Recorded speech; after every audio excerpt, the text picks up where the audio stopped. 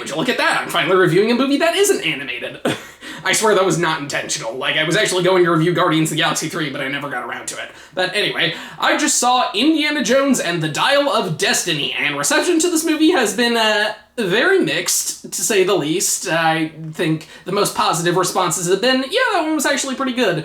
And the most negative ones have been, this is the worst thing Indiana Jones has ever been a part of. So, yeah, people seem split on it.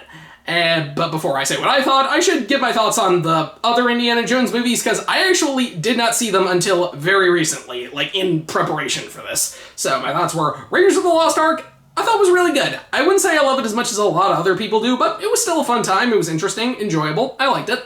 Temple of Doom, not as much. I thought it was alright. There were some entertaining moments, but there were also some scenes that kind of dragged, and good god, Willie was really annoying, so yeah, wasn't a big fan of that one. Last Crusade, easily the best. That's the only one that I, loved. I had a great time with that movie. It was fun, entertaining, hilarious. It was just great. And Kingdom of the Crystal Skull, I actually thought was pretty good. I know a lot of people hate that movie. Personally, I thought it was alright. I actually liked it more than Temple of Doom. And now we have this one.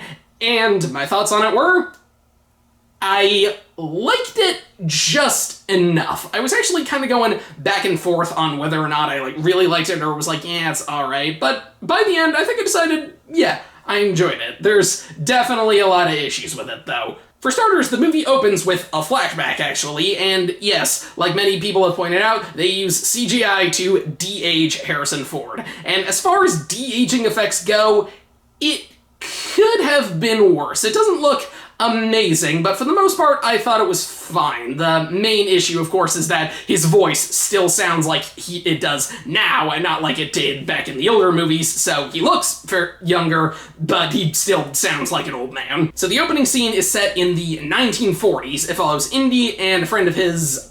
I genuinely forget the friend's name. He's not in the movie that long, but honestly, it's not important. They are attempting to find a dagger that is being stolen by the Nazis and taken to Hitler, like the Ark of the Covenant and the Holy Grail War. But unfortunately, they find out that the dagger is a fake, so they basically came for nothing, or so they think, because also on that train is half of Archimedes' dial, aka the Dial of Destiny, a dial that was believed to have the power of traveling through time, which the main villain is a Nazi spy who, again, I don't remember the name of, is after. So they manage to snatch it, and they, jump off the train, etc., and all that is, the first 15 minutes, and while the scene is fairly entertaining, the main issue with it is way too dark. I could barely see what was happening, and I guarantee the main reason was to try and, hide the de-aging effect on Harrison Ford. So, yeah, that was a big issue, and sadly, that's an issue that runs in the movie, one of my big issues. A lot of scenes are very dimly lit, so it could be really hard to make them out. So, we then fast forward years later, Indy is officially retiring from Barnett College, and by this point he is also retired from adventure. I mean, he's had quite the life, and it certainly didn't help that we find out, okay, mild spoilers, his son from the last movie is dead. And now he and Marion are no longer a thing. And yeah, was not a big fan of that at first. I'll get more into that later. He's then approached by this woman named Helena, who is the daughter of the friend that helped him steal the Dial of Destiny, and she wants to find the entire half so she can be a famous archaeologist and have her name in the history books. And of course, initially, he says no, but then a group of people showed up and straight up try and kill him. They even frame him for murder for some of his colleagues, so he decides, well, I guess I have no choice. So he still has the first half of the dial, and they go out to find the second. But as it turns out, Helena is not all she seems, as she actually doesn't want to be a famous archaeologist. She just wants to steal the dial and then sell it. And overall, I thought Helena was a decent colleague for Indy. I know he's had different colleagues in every movie up to this point, and as far as they go, she's no Henry or even Marion, but at the very least, she's better than Willie. I mean, that's not a high bar. I'd also probably put her above Short Round. I'd say she's about on par with Mutt, where they do have an interesting dynamic with each other. Again, she makes it very clear she just wants the cash, so Indy isn't entirely certain on whether or not to trust her, but overall he does go along with it, because it turns out those other goons were sent by the Nazi who wants to steal the dial, because he's still after it. And now we get to one of my other big issues with this movie. It's honestly kind of forgettable. A lot of the characters' names, a lot of scenes that happen in the movie, I don't remember too much of it. even for Temple of Doom, as dull as that movie could be at times, it still had some very memorable moments. The opening in the bar, the minecart chase, the friggin' heart getting taken out. This one, however, not much happens for the most part. I think the biggest complaint I've seen people have with this movie is Indy himself doesn't really do much, and I kinda disagree. He doesn't do as much as he did in the older movies, like doing all sorts of crazy fights and stuff, jumping around, but, it makes sense. Both the actor and the character are, 70, 80 years old, so it makes sense he wouldn't be as nimble as he used to be, but he still does a decent amount of stuff. Like, there's this big car chase scene or whatever, that one was pretty fun.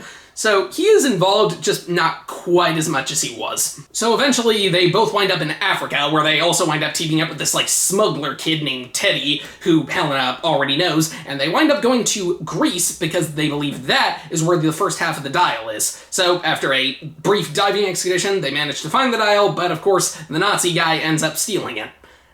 And that's about as far as I can go for plot spoilers, because there is a decent amount that happens. The one thing I will say about the plot is I was very hesitant about is towards the end they start to hint that something might happen. Again, I won't give it away, but they start to hint that Indy is going to make some sort of decision, and I was really, really worried that they were going to go through with that, because that decision would have been awful. I'm telling you right now, if they had made that decision, if they had made him stick with it, I would have hated this. But thankfully, they don't actually go through, which on the one hand, it's a cop-out, but on the other hand, I'm like, yeah, okay, fine, whatever. Overall, the effects in this movie, I'd say, are probably a step up from Kingdom of the Crystal Skull. I know a lot of people complain about it, how it uses CG when a lot of the older movies mainly use practical effects, but overall, for the most part, I think it's pretty solid. There are some decently fun action scenes in here, like the car chase I mentioned earlier. The opening can be kind of entertaining. The climax is pretty fun. Overall, there are some issues I have with it, mainly with the pacing and stuff, and the pacing is probably my other biggest issue with this movie. This movie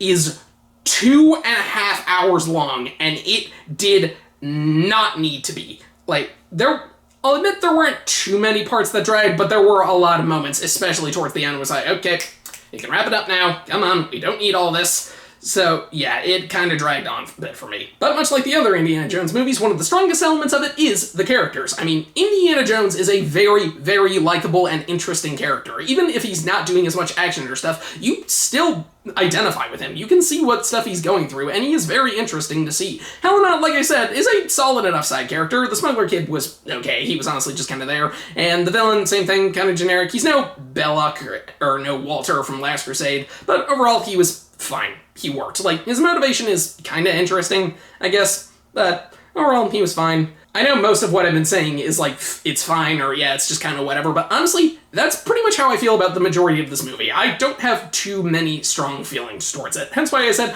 I liked it just enough. There were some moments where I was like, yeah, not a big fan of this, but there were a decent amount of genuinely engaging, fun, and heartwarming moments that were enough to make me say, I'm glad I saw it.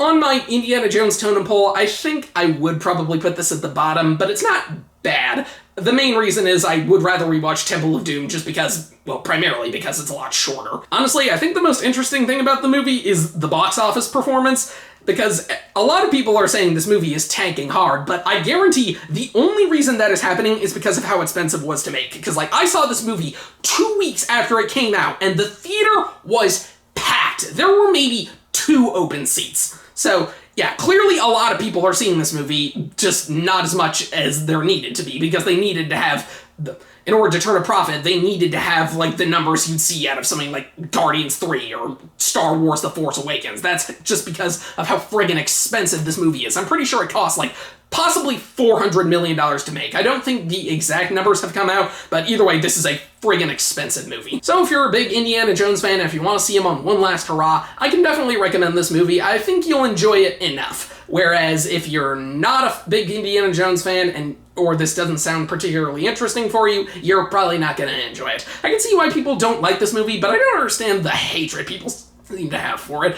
I don't really see that much to get angry over. It's perfectly watchable. Not great, but not awful. 6 out of 10.